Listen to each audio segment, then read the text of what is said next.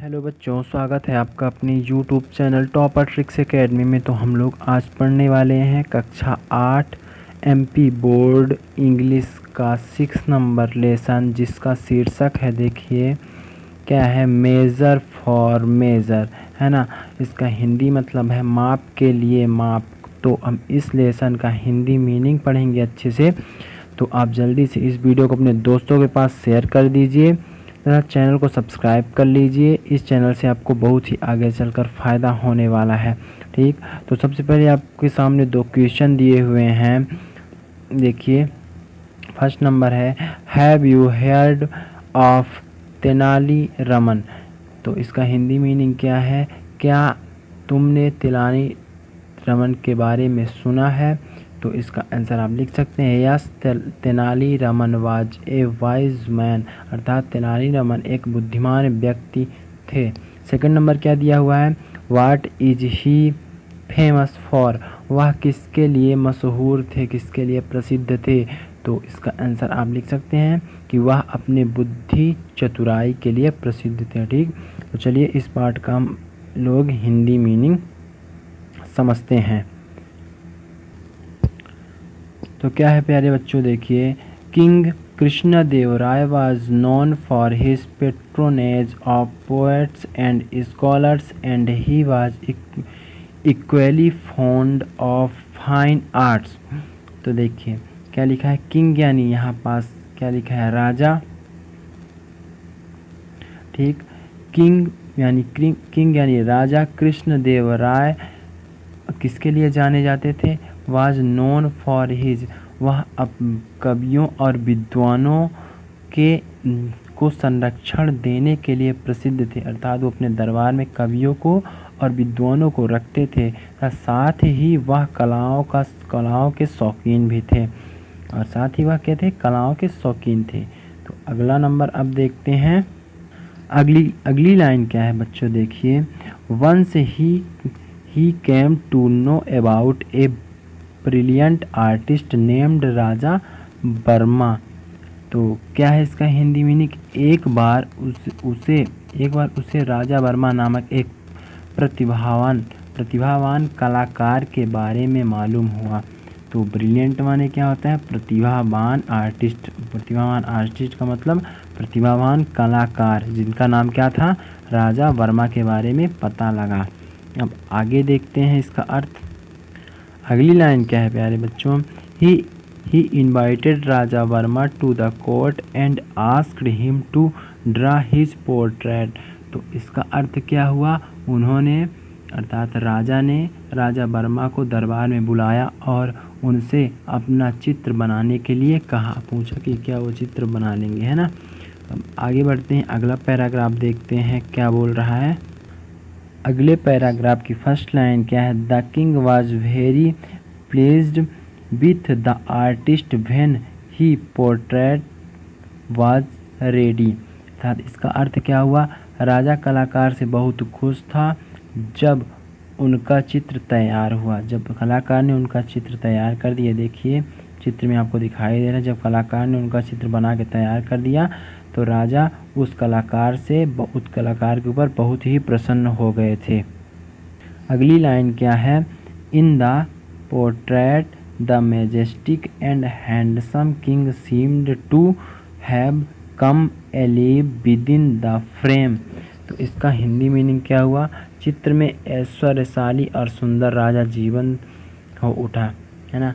ऐसा इतना सुंदर चित्र बनाया था उस कलाकार ने कि चित्र में एकदम सेम टू सेम ऐसा लग रहा था जैसे जीवंत राजा, जीते हुए राजा ही खड़े हैं सामने। ठीक, तो अब अगला पैराग्राफ आ गया है, उसको देखते हैं। तो इसमें क्या बोल रहा है, this portrait apart Raja Verma draw image of prominent characters of men and women from the Puranas and so on. तो इसकी हिंदी मीनिंग देख लीजिए। सबसे पहले हम आपको बता दें कि मैन, जो ये MEN, मैन यानी क्या होता है, MAN होता है, मैन यानी होता है आदमी, है ना। लेकिन जो मैन लिखा हुआ है MEN लिखा हुआ है, ये इसका क्या होता है, बहुवचन होता है। इसी तरह से वोमैन का वोमेन होता है WOMAN, वोमेन यानी महिला, है ना। जब इसका एक जगह पे यहाँ पर जब ई हो जाता है तो इसका अर्थ हो जाता है उसका बहुवचन हो गया, है ना। तो यही लिखा हुआ है। तो इसका हिंदी मीनिंग चलिए देखते हैं। इस पैराग्राफ की फर्स्ट लाइन का हिंदी मीनिंग है कि इस चित्र के अलावा this portrait apart Raja Barman draw image of prominent, अर्थात इस चित्र के अलावा राजा वर्मा ने पुराणों में प्रसिद्ध पुरुष एवं स्त्री पात्रों के चित्र बनाए थे, है ना। इस चित्र के अलावा पुराणों में प्रसिद्ध स्त्री और पुरुषों के चित्र भी बनाए थे। अब आगे देखते हैं। आगे है प्यारे बच्चों, he become well known for his genius and close and dear of the king, अर्थात यह चित्र बनाकर क्या हुआ था, वह राजा का घनिष्ठ, जब इतना सुंदर उसने चित्र बना दिया तो वह क्या हो गया, राजा का घनिष्ठ over dear of the king, अर्थात राजा का प्रिय हो गया, है ना। अब अगला पैराग्राफ चलिए देखते हैं। तो प्यारे बच्चों अगले पैराग्राफ की फर्स्ट लाइन है, देखिए, over blamed with Joy Krishnadevaraya called the artist and asked him what he wanted। इसका हिंदी मीनिंग देख लीजिए, खुशी से गदगद होकर, जब अपनी इतनी सुंदर तस्वीर उन्होंने देखा कि इस कलाकार ने बनाया है, तो ओवर ब्लेम्ड यानी खुशी, विथ जॉय, अर्थात इसका अर्थ होता है ओवर ब्लेम्ड विथ जॉय का अर्थ हुआ यहाँ खुशी से गदगद होकर, खुशी से फूल कर, है ना। कृष्णदेवराय क्या हुआ, कृष्णदेवराय जो राजा थे उस राज्य के कॉल्ड द आर्टिस्ट को बुलाया और उनसे उस आस्क यानी पूछा, उस आर्टिस्ट से, उस कलाकार से क्या पूछे, हिम, उससे क्या पूछे, व्हाट ही वांटेड, वह क्या चाहते हैं, है ना। इनाम के रूप में वह क्या चाहते हैं उस आर्टिस्ट से पूछा गया था। अगली लाइन क्या है देखिए प्यारे बच्चों, क्या हुआ, यहाँ से हुआ था ना, तो देखिए, वेन राजा वर्मा कौन था, राजा वर्मा वह कलाकार था जो चित्र बनाने के लिए, राजा का चित्र बनाने, कृष्णदेवराय का चित्र बनाने के लिए उस राज्य में उसको बुलाया गया था, ठीक। तो देखिए, when Raja Verma did not reply the king on the, फिर से देख लेते हैं बच्चों, when Raja Verma did not reply The king on the spur of genius impulse rewarded him with the chief ministership, अर्थात जब उनसे पूछा गया कलाकार से, उस कलाकार से कि आपको क्या चाहिए, तो उसने राजा के सामने कुछ नहीं बोला, तो राजा ने खुश होकर, when Raja Verma did not reply, जब राजा वर्मा ने कोई उत्तर नहीं दिया तो क्या हुआ था, the king on the spur of genius impulse, तो राजा कृष्णदेव राय ने बहुत खुश होकर उसको क्या दे दिया, उसको मंत्री का पद दे दिया, मुख्यमंत्री का किसका पद दे दिया, तो rewarded him with the chief ministership, उसको अपने राज्य का क्या बना दिया, अपने राज्य का मुख्यमंत्री का पद पुरस्कृत कर दिया खुश होकर, है ना। तो अब आगे बढ़ते हैं। तो अगला पैराग्राफ है प्यारे बच्चों, देखिए आगे कि दो Raja Varma was a good man and a brilliant artist, he had no experience whatsoever of administration, है ना। तो इसका हिंदी मीनिंग देखते हैं क्या होगा।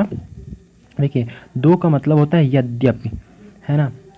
यद्यपि राजा वर्मा जो वाज ए गुड मैन, यद्यपि राजा वर्मा एक अच्छा आदमी था, और ए ब्रिलियंट आर्टिस्ट और एक ब्रिलियंट यानी अच्छा कलाकार था, एक प्रतिभावान कलाकार भी था। He had no experience whatsoever of administration, लेकिन उसे, ही हैड नो एक्सपीरियंस, उसे बिल्कुल भी अनुभव नहीं था प्रशासन चलाने का, कि क्या करने का, लेकिन उसे प्रशासन चलाने का, किसी भी देश का प्रशासन चलाने का कोई भी अनुभव उसके पास नहीं था। नो एक्सपीरियंस अर्थात कोई भी अनुभव नहीं थे।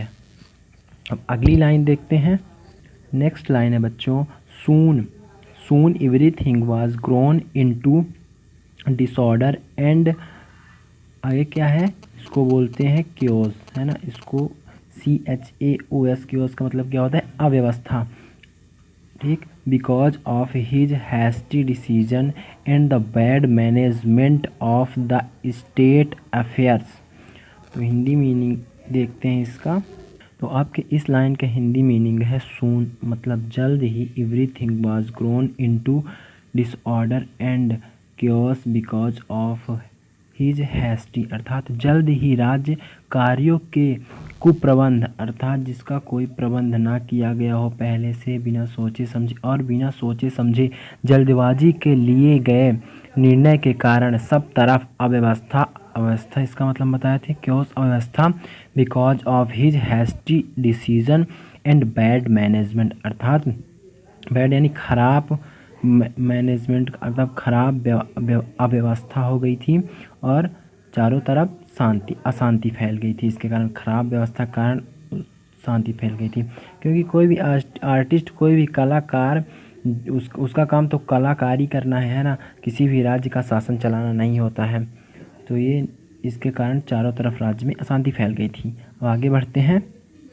अगली लाइन है प्यारे बच्चों, दो people were unhappy with his administration they did not dare complain to the king because the king, क्या था, because complain to the king because the king was very fond of him. तो इसका Hindi meaning क्या हुआ, दो, यद्यपि वहाँ के लोग वेयर अनहैप्पी, नाखुश थे, बहुत नाराज़ थे, विथ हिज एडमिनिस्ट्रेशन, उस कलाकार के शासन के दौरान उस राज्य के लोग बहुत ही नाराज़ थे। They did not dare complain to the, तो यहाँ से देखिए दे डिड नॉट, परंतु, लेकिन क्या हुआ था, लेकिन कोई भी उस जो उनका मंत्री, जो राजा द्वारा जो मंत्री बनाया गया था, तो किसको बनाया गया था, राजा वर्मा को बनाया गया था ना। तो इस राजा वर्मा को कंप्लेन, राजा से not dare complain to the king because, किसी के इतनी हिम्मत नहीं थी किसी व्यक्ति के पास कि उसकी शिकायत कर दे राजा से कि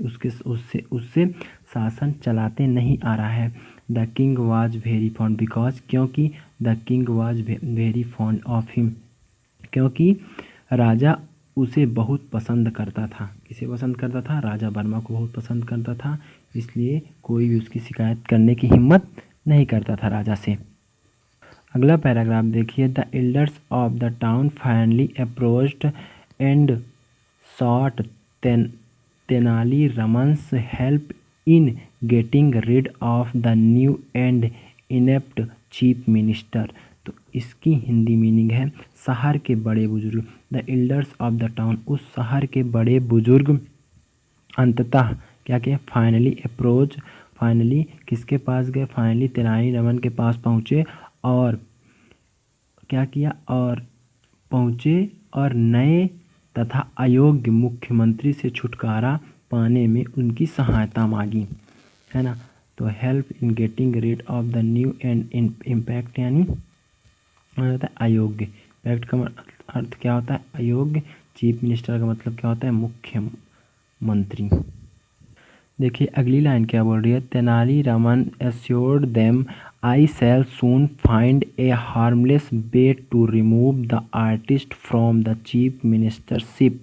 तेनाली रामन ने उन बुजुर्गों से क्या कहा, तेनाली रामन ने विश्वास दिलाया, तेनाली रामन एश्योर्ड देम, उन्हें विश्वास दिलाया कि मैं आई shall soon find a harmless, मैं जल्द ही उस कलाकार को मुख्यमंत्री पद से हटाने का कोई नुकसान रहित तरीका निकालूंगा, जिससे कोई नुकसान भी ना हो, और अर्थात सांप भी मर जाए और लाठी भी ना टूटे, एक कहावत होती है, वही बोल रहे हैं तेनाली रामन जी। अब आगे बढ़ते हैं प्यारे बच्चों। अगला पैराग्राफ है, if after a few weeks Tenali Raman invited the king, the queen and the some, देखिए some courtiers to his house for lunch. तो कुछ दिनों के पश्चात क्या हुआ था, कुछ सप्ताह बाद तेनाली रामन ने राजा रानी और कुछ दरबारियों, कोर्टियर्स का मतलब क्या होता है, कोर्टियर्स का मतलब क्या होता है, दरबारी, जो राजा के दरबारी होते हैं, ठीक। तो कुछ दरबारियों को अपने घर में बुलाया, किसके लिए, एक लंच के लिए, एक भोजन के लिए, दोपहर के भोजन के लिए क्या किया था, आमंत्रित किया था। अब आगे बढ़ते हैं। अगली लाइन क्या बोल रही है, meanwhile he found a very good carpenter and put him on the job of preparing a some, क्या बोल रहा है, sumptuous feast of for the king.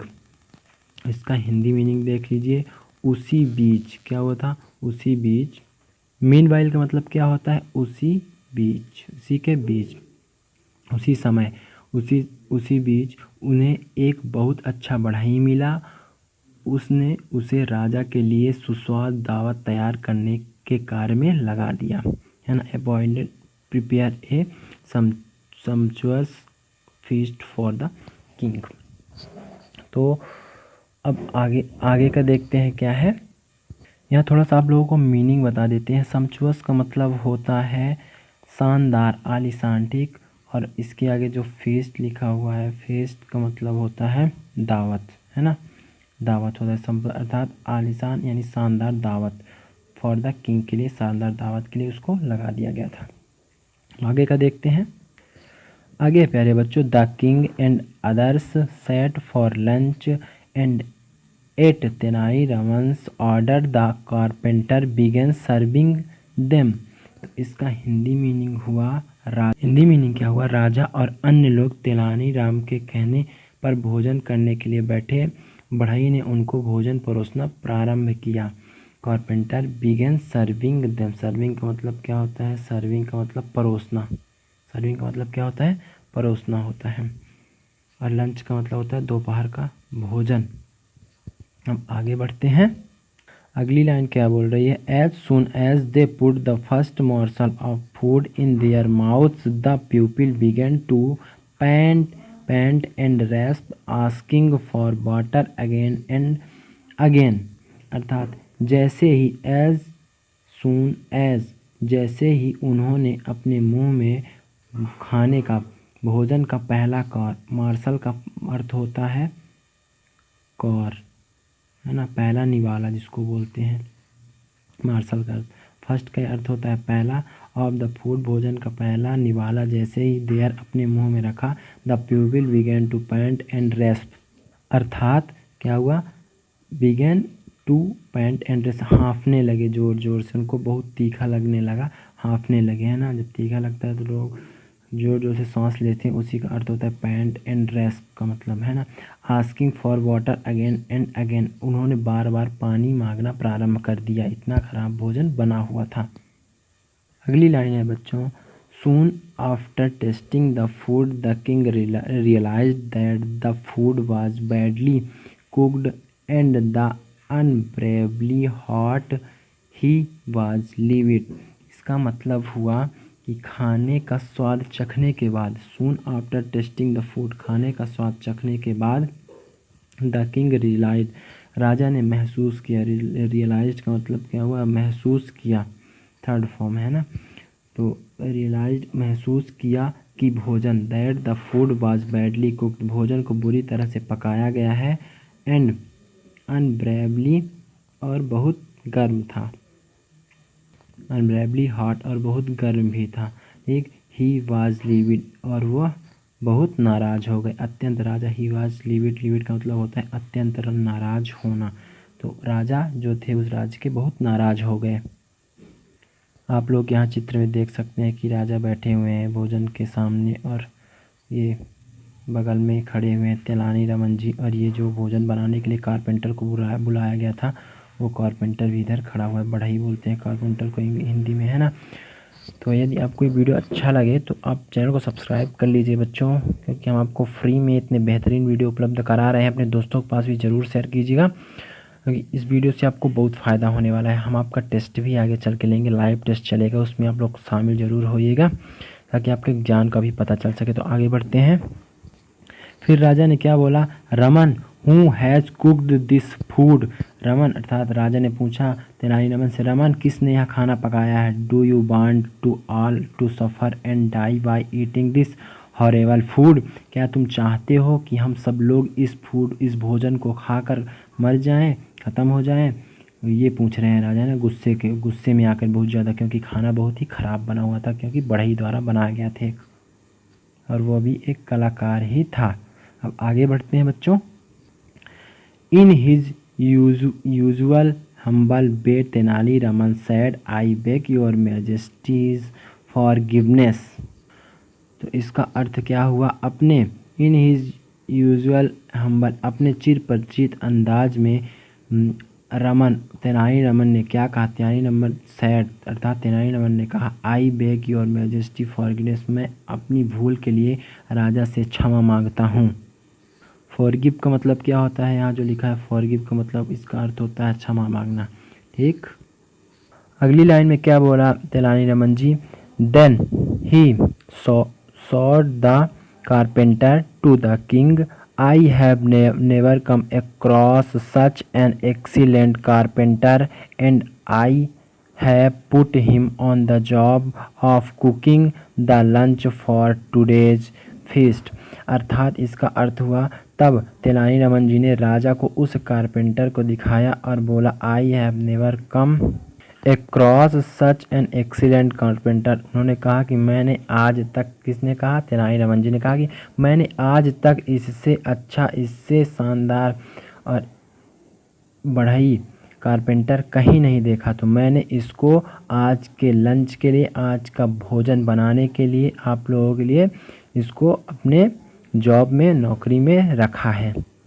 ठीक, तो इसका अर्थ ये रहा आपके सामने।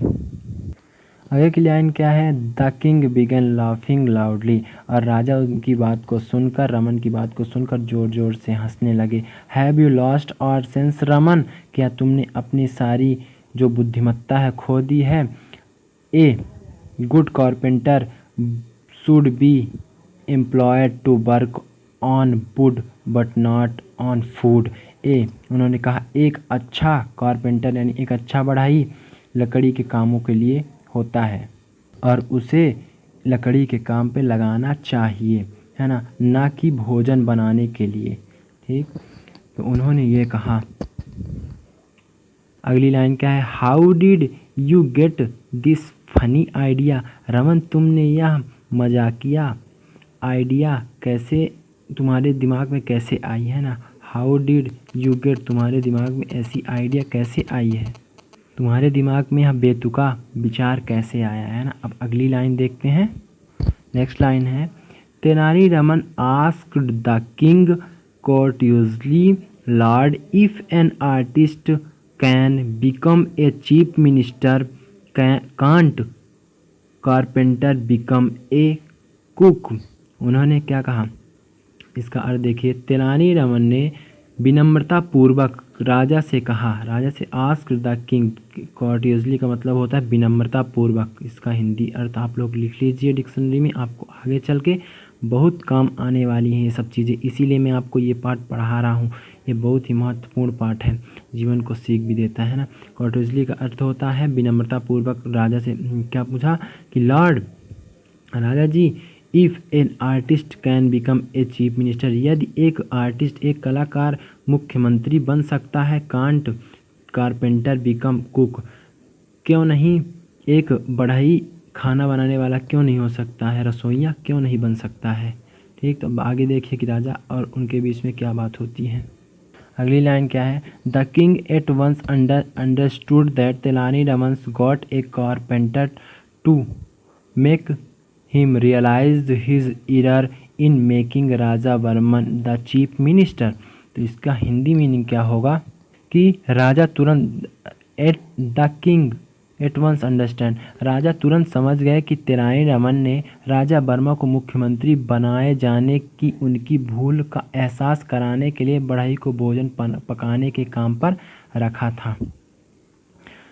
ठीक, तो यहाँ तक का आपका अर्थ ये हुआ कि उनके भूल को, कि मतलब किसी आर्टिस्ट को आप ऐसे ही मुख्यमंत्री नहीं बना सकते हैं, ना उसके पास कोई भी एक्सपीरियंस है, ना उसको कोई भी काम चलाने का, किसी भी राज्य को प्रशासन चलाने का कुछ आइडिया आता है, तो उसी को रियलाइज़ कराने के, उसी का आभास कराने के लिए, एहसास कराने के लिए बढ़ई से खाना बनवाए थे कि जिसका काम जो नहीं है वो देखिए कैसे करता है। ठीक, तो आगे बढ़ते हैं। अगला पैराग्राफ देखिए, the king was saved the embarrassment, क्या लिखा हुआ? इम्ब्रेजमेंट, है ना, of removing Raja Varma from the post because when Raja Varma came to know about the awkward, ये क्या लिखा हुआ है ऑकवर्ड। आगे देखिए, incident at Raman's house he immediately resigned from his post. इसका हिंदी मीनिंग देखते हैं। हिंदी मीनिंग क्या है बच्चों? राजा, कौन सा राजा? उस राज का जो मुख्य राजा था, राजा वर्मा को पद से हटाने की उलझन से बच गया था, क्योंकि जब राजा वर्मा को रमन के घर पर ये सब जो हुआ है पर हुई उस अशोभनीय घटना का पता चला तो उसने अपने पद से त्यागपत्र दे दिया। ऑकवर्ड इंसिडेंट, रिजाइंड का मतलब होता है इस्तीफा देना, किसी भी पद से रिजाइंड दे दिया था। अब देखिए, later Raja Varma told Tenali Raman that he was happy to remain an artist. अर्थात बाद में राजा वर्मा ने तेनाली रमन से कहा, टोल्ड यानी कहना, Tenali Raman that he was happy, वह कलाकार बने रहने में ही खुश है, जो उसका काम है वही करने में उसको खुशी मिलती है, हमको मुख्यमंत्री का पद नहीं चाहिए। तो प्यारे बच्चों, ये रहा आपके इस पाठ का टोटल हिंदी मीनिंग। तो बताइए आपको कैसा लगा। ठीक, ये बहुत ही बेहतरीन पाठ था और इसमें बहुत सारी चीज़ें आपको सीखने को मिली। इसके जो क्वेश्चन हैं आपके सामने देखिए, हम नेक्स्ट वीडियो पार्ट में करवाएंगे जितने भी क्वेश्चन हैं इसके। तो आप वीडियो को अपने दोस्तों के पास ज़रूर शेयर कीजिए। हम अपनी बड़ी मेहनत से आपके लिए वीडियो बनाते हैं और चैनल को सब्सक्राइब कर लीजिए। आपको इस चैनल पे हर सब्जेक्ट, सभी विषय के वीडियो उपलब्ध कराए जाते हैं। तो आज के लिए इतना ही, मिलते हैं अगले वीडियो में। जय हिंद, जय भारत।